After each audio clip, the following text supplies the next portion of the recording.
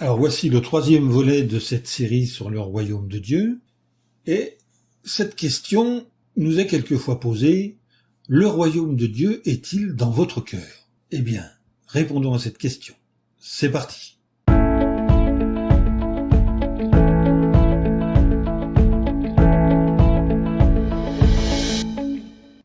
La réponse est non. Le royaume de Dieu n'est pas une condition de cœur. Il n'est pas dans le cœur des chrétiens. La Bible indique où il se trouve quand elle en parle comme du royaume des cieux, en Matthieu chapitre 4, verset 17 par exemple. Elle montre que c'est un gouvernement réel qui domine depuis les cieux.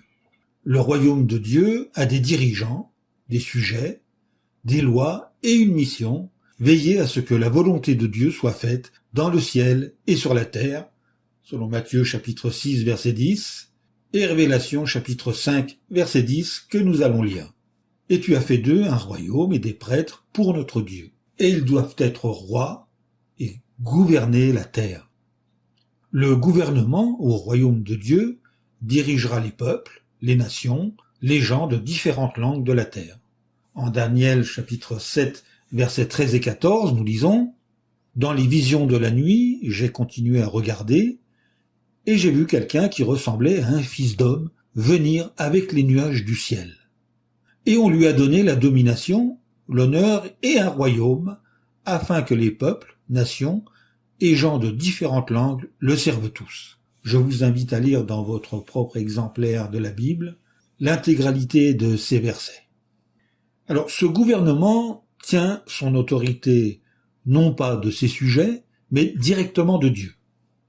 En Isaïe chapitre 9, verset 7, il est écrit: « Il n'y aura pas de fin à l'étendue de sa domination, ni à la paix sur le trône de David et dans son royaume.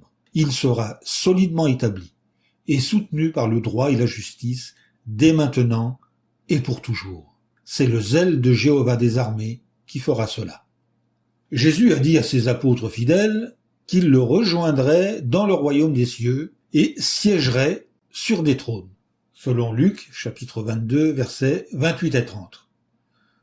Alors bien sûr, le royaume a des ennemis, mais il les éliminera. En Psaume chapitre 2, versets 1 et 2, il est écrit: « Pourquoi les nations sont-elles agitées, et les peuples marmonnent-ils une chose vaine ? Les rois de la terre se postent, et les dirigeants se rassemblent comme un seul contre Jéhovah et contre son oint. » Jusqu'ici, on a donc vu que la Bible n'enseigne pas que le royaume des cieux règne dans le cœur d'une personne. Elle indique toutefois que la parole du royaume, ou la bonne nouvelle du royaume, peut et doit toucher nos cœurs. En Matthieu chapitre 13, verset 19, il est écrit: « Ce qui a été semé au bord de la route, c'est quelqu'un qui entend la parole du royaume, mais qui ne la comprend pas. Alors le méchant vient et arrache ce qui a été semé dans son cœur. » Certaines personnes ont du mal à comprendre où se trouve le royaume de Dieu à cause de la façon dont certaines traductions de la Bible rendent des passages comme en Luc chapitre 17 verset 21.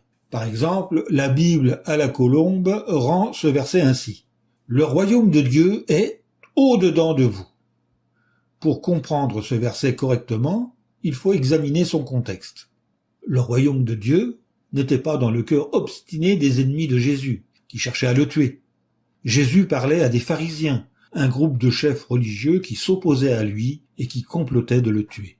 En Matthieu chapitre 12, verset 14, nous le lisons: « Mais les pharisiens sortirent et complotèrent de le tuer. » Alors est-il logique de penser que le royaume était dans leur cœur obstiné? Bien sûr que non.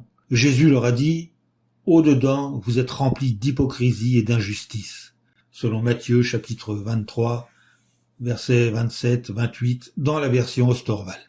D'autres traductions donnent le sens exact des paroles de Jésus rapportées en Luc chapitre 17, verset 21. Voici comment la version contemporaine en anglais rend ce passage. « Le royaume de Dieu est ici avec vous. » Ou encore dans la traduction du Monde Nouveau, « Le royaume de Dieu est au milieu de vous. » Le royaume des cieux était avec les pharisiens ou au milieu d'eux, parce que Jésus avait été choisi par Dieu pour être roi. et qu'il se trouvait devant eux. En Luc chapitre 1 versets 32 et 33, nous lisons « Il, c'est-à-dire Jésus, deviendra quelqu'un de grand, et sera appelé Fils du Très-Haut. Jéhovah Dieu lui-même lui donnera le trône de son ancêtre David. Il régnera sur les descendants de Jacob pour toujours, et son royaume n'aura pas de fin. » Donc nous en avons terminé avec cette série sur le royaume de Dieu. C'était ici le dernier volet. Vous pourrez trouver plus de détails sur le royaume de Dieu sur notre site jw.org. Et je vous dis à bientôt pour une nouvelle vidéo.